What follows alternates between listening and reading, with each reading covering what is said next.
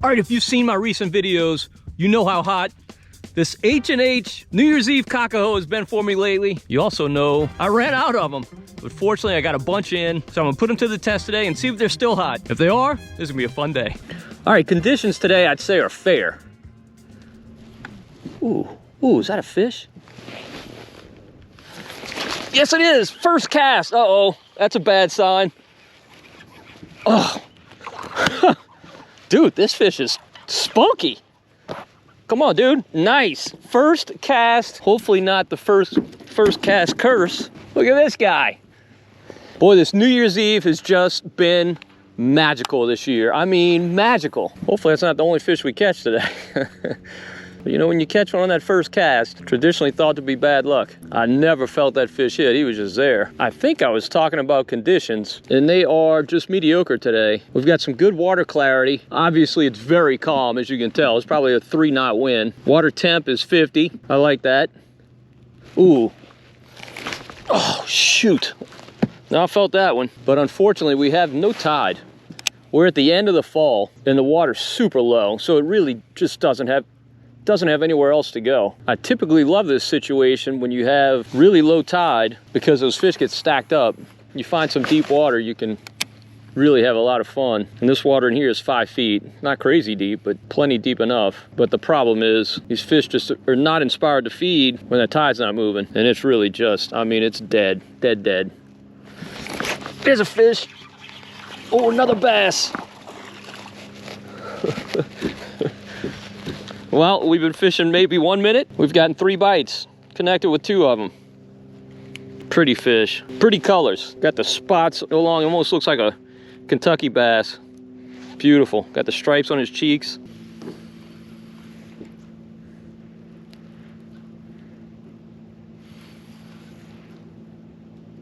Ooh, there's another one, my goodness.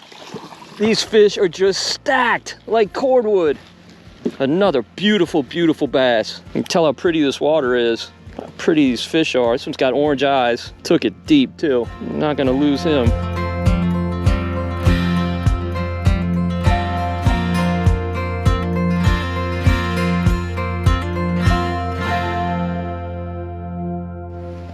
Got some snodgrass on it. Found it strange I didn't get a bite. That's how good it's been. Just started fishing. Already crazy action. Now, because some knucklehead keeps doing YouTube videos on this color, I know H&H ran out of them. They're working feverishly to get more in, and by the time this video runs, they may already be in. You can check at hhlure.com. But if they don't have them there, your local tackle retailer should have them. If you live in Metairie, definitely check at Puglia's. Definitely the best stock tackle shop in the area for sure. And I've got to be honest, this isn't really an ideal... Oh, there he is! Oh, he's a baby. He's a baby. Hooked him outside the mouth. I was saying this isn't an ideal situation for this color. See you, little guy. I typically like this bait on cloudy days or in water that's a little bit stained. And this water looks really good. And obviously it's super clear, bluebird. But it just seems like when certain baits get hot, they're just unstoppable. You know, last year, at this time, it was the green hornet matrix shad, just deadly. And believe me, I've got some green hornet in my tackle box, and if this weren't producing, that'd be the first thing I'd try. I wouldn't leave the dock without it. Not this time of year. But when a particular color or a particular style of bait gets hot, it's hard to throw anything else. Fish on. Oh, look at that. Oh, it broke at my uni. My uni broke. Well, that's bad. If you saw my last video, you know I've been tying that Palomar without twisting the line, without crossing the line at the hook eye. That's not where this one broke. It broke at my uni. It broke on the fluoro side of my uni, it looks like. All right, I gotta retie. Back in a minute. All right, I'm back in business. You know, we all evolve as fishermen. If you're not learning every single time you fish, you're probably not getting better. And I've evolved in the sense that I used to be kind of a thick line power fisherman. I always fished a fluoro leader, but I'd fish sometimes a 30-pound fluoro leader. And I never, ever, ever had break-offs. But my son Joel and I run a lot of these competitions where through the course of the day, you have to throw ultralight gear with super light line. And something we've noticed is that invariably the ultralight catches fish far better than anything else. So there's no question that line makes a big difference. There's a fish. Goodness, that didn't take long. He hit me on the way in. Didn't get a good hook set. Gonna let him go anyway. So I've dropped down to this 12-pound fluoro, but I'm still trying to fine-tune the sweet spot. I'm still fishing all this on medium-heavy rods, and there's probably just too much rod for that 12-pound. I probably need to go down to a medium. I like the sensitivity of a medium-heavy, but it's definitely giving too much shock to my knots. So far, I'm pleased with this uncrossed Palomar. I fished it on my last trip, and I fished it so far today. It hasn't broken yet. I may lose the next 3 fish on it, but you're only as strong as your weakest point, and obviously, on that other hook set, the double uni was the weak spot. Lots and lots of snodgrass this year. It's gonna be a great spring. That stuff's the best fish attractant on planet Earth. And of course, I've been throwing this New Year's Eve H&H Cockahoe on a death grip jig head, which is without question the best jig head. I love everything about it. They're not cheap, but they're worth every penny. Super sharp hook, and baits just do not slide down it. You get way more out of each soft plastic.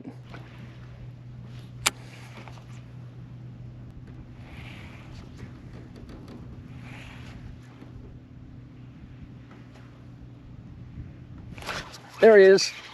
There he is. Oh, God, Todd.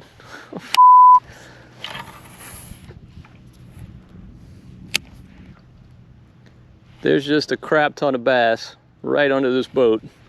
We're only in 4 feet of water. When I get to the boat, every time I get hit, unfortunately, I can't hook them. That's another one. It's just the weirdest thing. Cannot hook them. They're just not committing, I guess.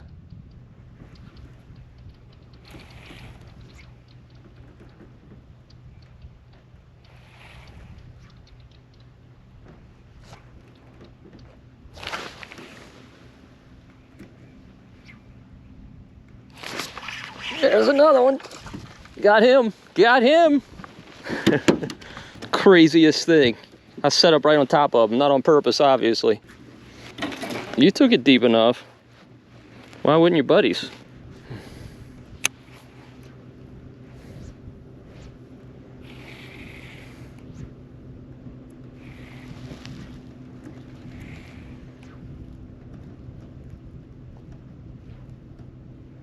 There he is. There he is. How many fish are down there? Oh, they all want the New Year's Eve. That's for sure. So long, buddy.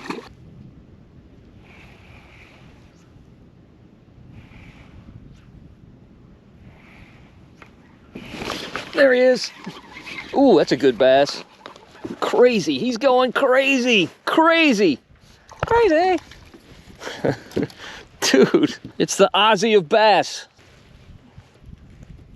Man, what happened to you? You got a little anal wound. Sorry, dude. Have a happy life.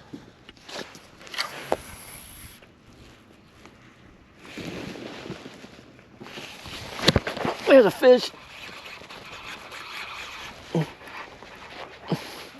You're right on that point where you're supposed to be, and you're a nice bass. Nice bass. Nah, he ain't that big. Just spunky. Man, the fish are spunky today.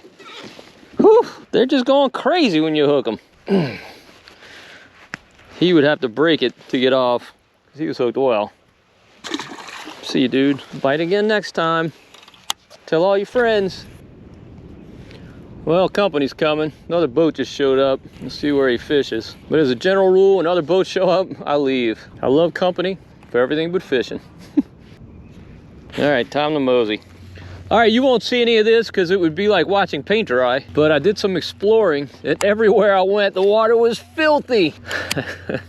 That tide change started rising and just moved some nasty water throughout this area. It's incredible. It's incredible how quickly it can change.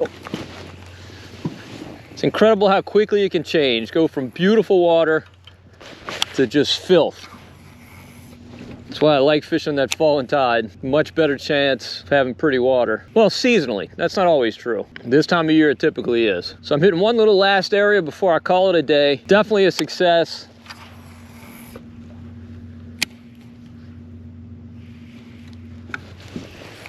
There's a fish. Oh, lost him. Well, got a good bite, even in this filth. This water's bad. It's better than some I've seen, but it's just not good. It's low confidence water for me. But the day was a success, no doubt about it. Figured out this New Year's Eve is still smoking hot. How long will it stay hot? I have no idea. But it is hot right now, and I will keep you posted, believe me.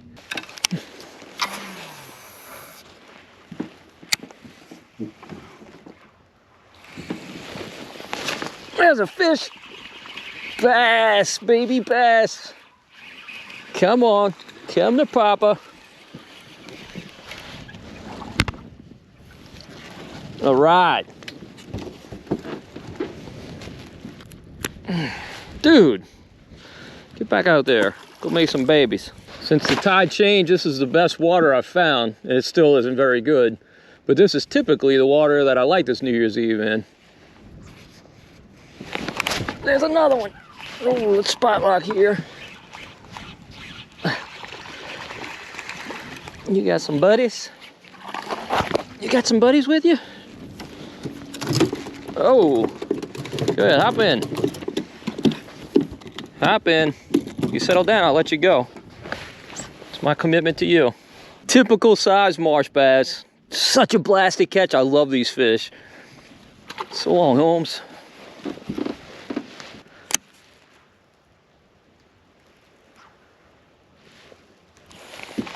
There's another one. There's another one.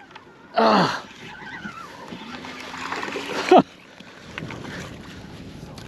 Found a pile of them. Man, you came off as well, huh? Come on, dude. Nope, nope, nope, nope. Open up and I'll let you go. Try and back off these fish a little bit.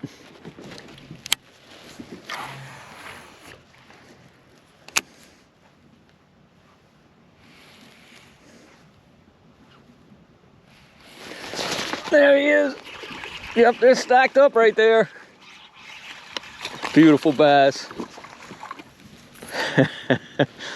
Long and skinny. Doesn't look like a typical marsh bass. He's dizzy though, I promise you that. Long and skinny. Get back out there, buddy.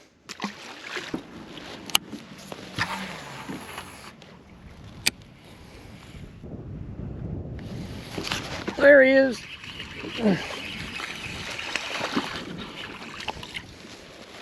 It's just silly. It's just silly. When you find what they want, it's just easy. And this is clearly what they want. Has been for weeks. So long, Holmes. Smell you later.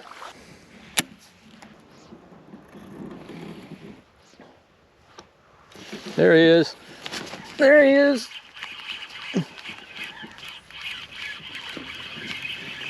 Come on, surf in, big boy.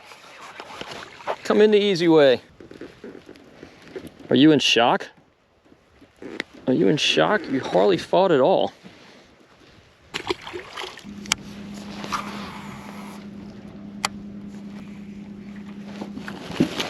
Oh, there's a fish. Ooh, big old bass. Big old bass. Whew. I mean, big compared to what we've been catching. Definitely a spawning fish, full of eggs. No question about it. We're in the month of February, and that's when these bass spawn. These marsh bass, they start showing eggs sometimes in November, definitely in December, and they start laying those eggs in February.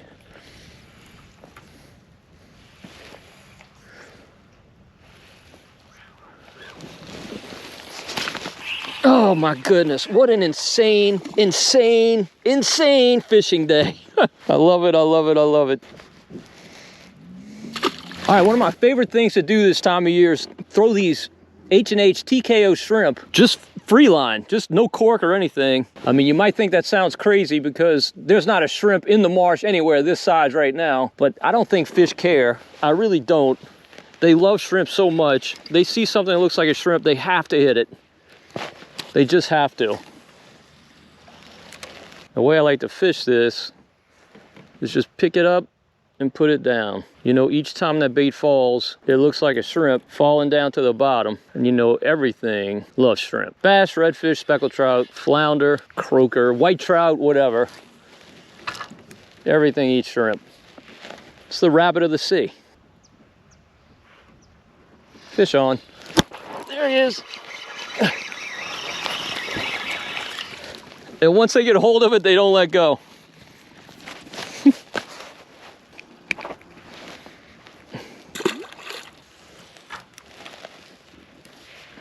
H&H calls this color red ice. It's definitely my favorite. This is definitely a slow way of fishing, but right now the water temp is 53 degrees. These fish aren't exactly, ooh. Oh, I missed him. These fish aren't exactly crazy, although they're all definitely going crazy after I hook them. I gotta tell you, I wish you could feel these strikes, because they are tagging it.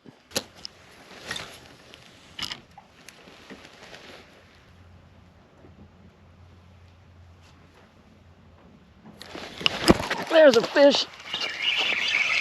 Oh, such a fun way to catch them, such a fun way. On that TKO shrimp, just free lined. Oh, so awesome, so awesome. See you around, sucker. All right, even though these fish are biting like crazy, I'm gonna go ahead and call it a day so I can get home and start editing the sacrifices I make for you. Well, hopefully you enjoyed the video as much as I did shooting it. If you did, please give it a thumbs up. Also subscribe to the Marshman Masson channel on YouTube. And don't forget to hit the notification bell so you'll be notified whenever we post a new video. And until next time, if we don't see you in the marsh, we'll see you right here in Marshman Masson. And we'll probably be throwing New Year's Eve.